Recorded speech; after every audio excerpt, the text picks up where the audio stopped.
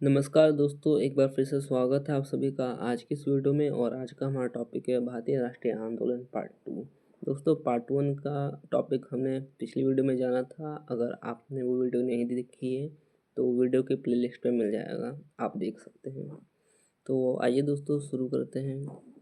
दोस्तों, पार्ट 2 में हम अलीपुर षड्यंत्र केस के बारे में यहाँ से स्टार्ट करेंगे।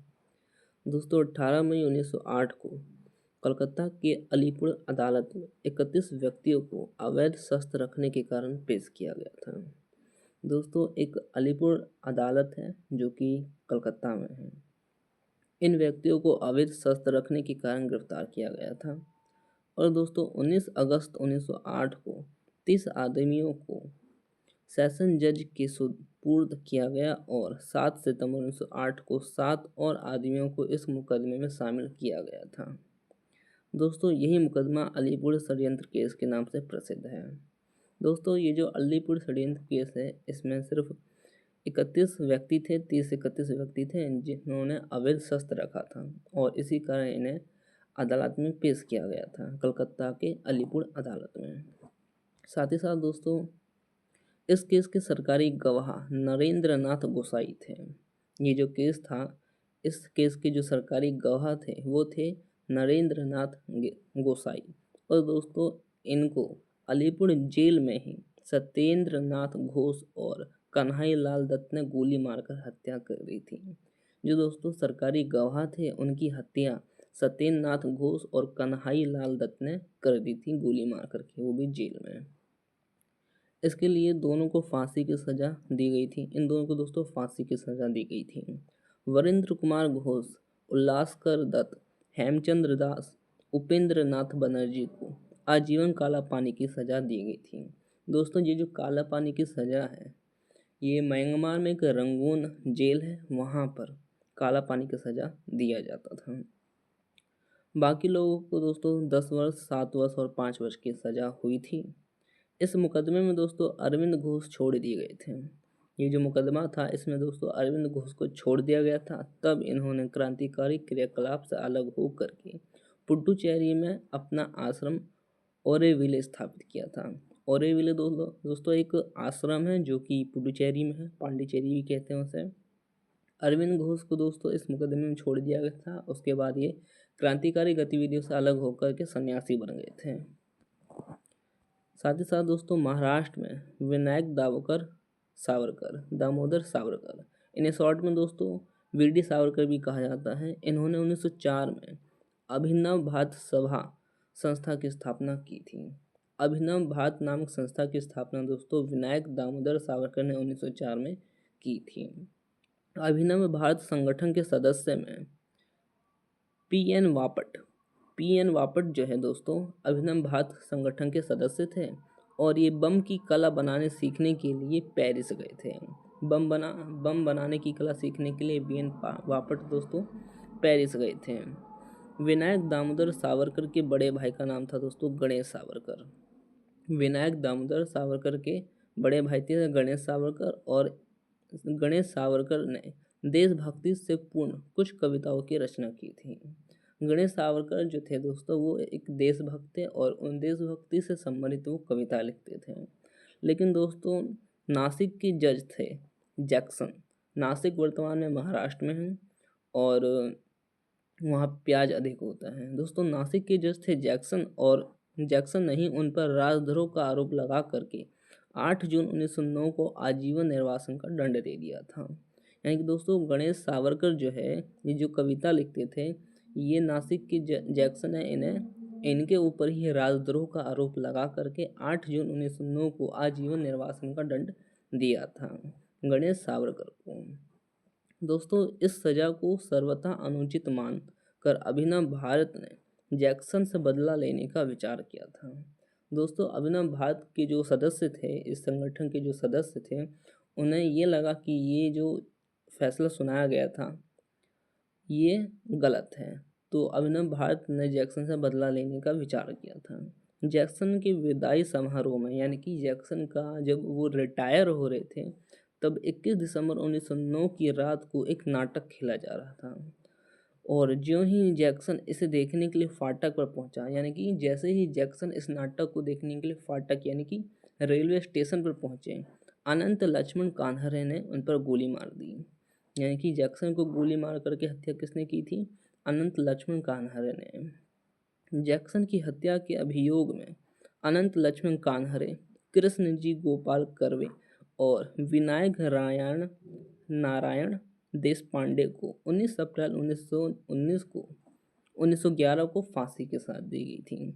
दोस्तों इसमें 3 लोगों को फांसी की सजा हुई थी, अनंत लक्ष्मण कान्हरे, कृष्णजी गोपाल कर्वे और विनायक नारायण देश पांडे को 19 अप्रैल 1911 को फांसी की सजा दी गई थी। साथ ही साथ दोस्तों बाल गंगाधर तिलक का जन्म 23 जुलाई 1856 1856 को महाराष्ट्र के रत्नागिरी में हुआ था। रत्नागिरी दोस्तों महाराष्ट्र में है, जहाँ पे अल्फांसो आम ज़्यादा मिलते हैं। 1881 यानी कि 1881 में उन्होंने यानी कि बाल गंगाधर तिलक ने साप्ताहिक पत्र मराठा और दैनिक पत्र केसरी नाम के 2 पत्रों द्वारा नवजागरण आरंभ किया था। उनके दोस्तों 2 समाचार पत्र थे बाल गंगाधर तिलक के। एक था मराठा जो अंग्रेजी भाषा में छपता था और ये दोस्तों साप्ताहिक यानी कि हफ्ते हफ्ते छपता था, और दूसरा था केसरी। केसरी दोस्तों मराठा भाषा में छपता था और ये दैनिक पत्र था यानी कि डेली छपता था। बाल गंगाधर तिलक, शॉर्ट में तिलक लिखा हुआ है।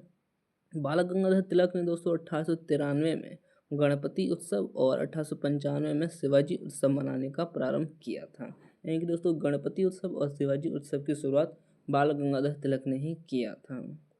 दोस्तों बाल गंगाधर तिलक पहले कांग्रेसी नेता थे जिन्होंने देश के लिए कई बार जेल की यात्रा की थी। बाल गंगाधर तिलक दोस्तों कांग्रेस के नेता थे और ये कई बार जेल भी जा चुके हैं। दोस्तों 1897 में 1897 में राजद्रोह के आरोप में 18 महीने की कारावास यानी कि 18 महीने की जेल हुई थी बाल गंगाधर तिलक को। उसके बाद दोस्तों 1908 में भी राजद्रोह के आरोप में 6 वर्ष की भी सजा हुई थी बाल गंगाधर तिलक को। 1909 से 1914 तक वर्मा जो कि दोस्तों पहले म्यांमार के नाम से प्रसिद्ध था, अभी भी म्यांमार के नाम से प्रसिद्ध है। बर्मा के मॉडले जेल में 6 वर्ष काटने पड़े। तिलक को सजा सुनाने वाले जज का नाम दोस्तों दावर था। बाल गंगाधर तिलक को सजा सुनाने वाले जज का नाम दोस्तों दावर था।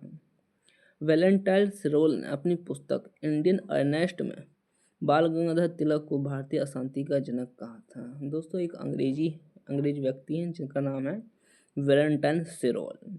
इन्होंने एक पुस्तक है जिसका नाम है इंडियन अर्नेस्ट, और इस पुस्तक में ही बाल गंगाधर तिलक को भारतीय अशांति का जनक कहा था, जिसके लिए दोस्तों बाल गंगाधर तिलक ने उनके ऊपर मानहानि का मुकदमा चला दिया था वैलेंटाइन सिरोल के ऊपर। दोस्तों प्लेग के समय की जातियों से प्रभावित होकर के पूना के चापेकर बंधुओं, जिसमें दोस्तों चापेकर बंधुओं में आते हैं दामोदर और बालकृष्ण। इन दोनों दोस्तों 22 जून 1897 को प्लेग अधिकारी रैंड और एयरस्ट की हत्या कर दी थी।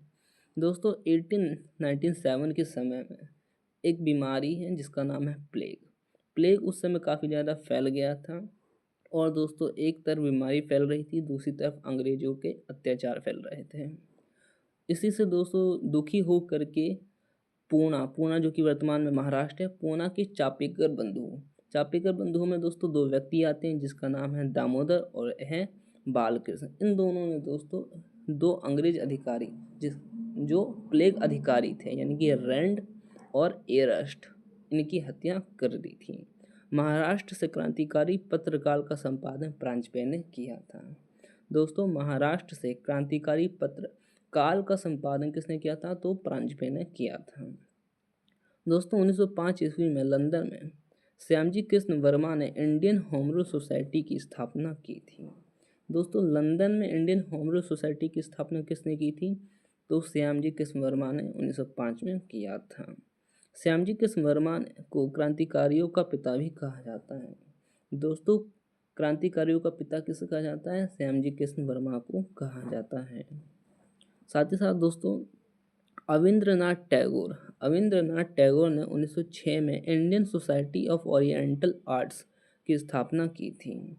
जिससे प्राचीन भारतीय कला और संस्कृति का संरक्षण और विकास हुआ। दोस्तों, Indian society of oriental arts की स्थापना रविंद्रनाथ टैगोर ने 1906 में की थी। न्यू इंडिया नामक एक अंग्रेजी साप्ताहिक समाचार पत्र और 1906 में वंदे मातरम नामक समाचार पत्र विपिन चंद्र पाल ने निकाला था। दोस्तों, दो समाचार पत्र हैं जिसका नाम है न्यू इंडिया समाचार पत्र और वंदे मातरम समाचार पत्र विपिन चंद्र पाल के द्वारा निकाला गया था। 30 दिसंबर 1906 को ढाका के नवाब सलीम उल्लाह खान के निमंत्रण पर सम्मेलन हुआ। दोस्तों, ढाका जो कि वर्तमान में बांग्लादेश की राजधानी है, 30 दिसंबर 1906 को ढाका में ही एक सम्मेलन का आयोजन हुआ था, जिसके अध्यक्ष थे दोस्तों वकारुल मुल्क जो थे उसके अध्यक्ष थे उस सम्मेलन के।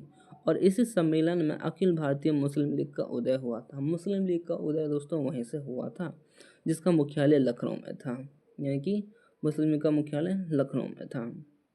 दोस्तों, लीग का संविधान 1907 में कराची में बना। कराची दोस्तों पाकिस्तान में है। और इस संविधान के अनुसार प्रथम अधिवेशन 1908 में अमृतसर में हुआ था, जिसकी अध्यक्षता सैयद इमाम ने की थी। दोस्तों, ये जो मुस्लिम लीग है उसका संविधान 1907 में कराची में बना था और उनका प्रथम अधिवेशन 1908 में अमृतसर में हुआ था। अमृतसर पंजाब में है। और इस अधिवेशन की अध्यक्षता सैयद इमाम ने की थी। दोस्तों, इसी अधिवेशन में आगा खान को मुस्लिम लीग का अध्यक्ष बनाया गया था, यानी कि मुस्लिम लीग का जो प्रथम अधिवेशन 1908 में अमृतसर में हुआ था और उसी से मुस्लिम लीग का जो प्रथम अध्यक्ष था उसे आगा खान को बनाया गया था। साथ ही साथ दोस्तों, इसी अधिवेशन में मुसलमानों के लिए अलग से निर्वाचक मंडल की मांग की गई थी, जिसको 1909 की मार्ले मिंटो सुधार में मान लिया गया था। दोस्तों, मार्ले मिंटो सुधार एक अधिनियम है जो 1909 में आया था और इसके द्वारा ही मुसलमानों के लिए पृथक निर्वाचक मंडल की मांग को स्वीकार कर लिया गया था। मुस्लिम लीग ने बंगाल विभाजन का समर्थन किया। दोस्तों, 1905 में बंगाल विभाजन भी चल रहा था लॉर्ड कर्जन के समय में, और मुस्लिम लीग ने इसका समर्थन भी किया था। 1908 में मुस्लिम लीग की एक शाखा लंदन में खोली गई, जिसे सैयद अमीर अली ने स्थापित किया था। दोस्तों, 1908 में मुस्लिम लीग की एक शाखा लंदन में खोली गई थी, जिसकी स्थापना किसने किया था? सैयद अमीर अली ने किया था। भिकाजी रुस्तम कामा, जो कि भारतीय मूल की फ्रांसीसी नागरिक थी। भिकाजी रुस्तम कामा भारतीय मूल की फ्रांसीसी नागरिक थी, जो जर्मनी के स्टुटगार्ट शहर में 22 अगस्त 1907 को आयोजित 7वीं अंतर्राष्ट्रीय कांग्रेस में तिरंगा फहराने के लिए जानी जाती है। दोस्तों, जर्मनी के स्टुटगार्ट शहर में 22 अगस्त 1907 को में एक अंतर्राष्ट्रीय कांग्रेस का सम्मेलन हुआ था, जिसमें तिरंगा फहराया गया था भिकाजी रुस्तम कामा के द्वारा। दोस्तों, ये जो भिकाजी रुस्तम कामा है, इनके जो माता पिता थे वो पारसी थे और इन्होंने दादा भाई नौरोजी के निजी सचिव के रूप में भी काम किया था। 1 जुलाई 1909 को मदन लाल ढींगरा ने विलियम कर्जन वाइली को गोली मार करके हत्या कर दी थी। दोस्तों, 1 जुलाई 1909 को मदन लाल ढींगरा ने विलियम कर्जन वाइली को गोली मार करके उसकी हत्या कर दी थी और 16 अगस्त 1909 को मदन लाल ढींगरा को मृत्युदंड दिया गया था। फिर दोस्तों 16 अगस्त को मदन लाल ढींगरा को मृत्युदंड भी दे दिया गया था। दोस्तों, 21 दिसंबर 1909 को अनंत कान्हरे ने जैक्सन को गोली मारी थी। दोस्तों, आज हम इस वीडियो को यहीं समाप्त करते हैं। इस टॉपिक का पार्ट 3 में नेक्स्ट वीडियो में लेकर के आऊँगा। अगर आप सभी को उसका PDF चाहिए तो टेलीग्राम पे मिल जाएगा। टेलीग्राम का लिंक मैंने डिस्क्रिप्शन में दे दिया है। अगर वीडियो अच्छी लगी हो तो लाइक शेयर सब्सक्राइब ज़रूर करें। आज के लिए इतना ही, मिलते हैं नेक्स्ट वीडियो में।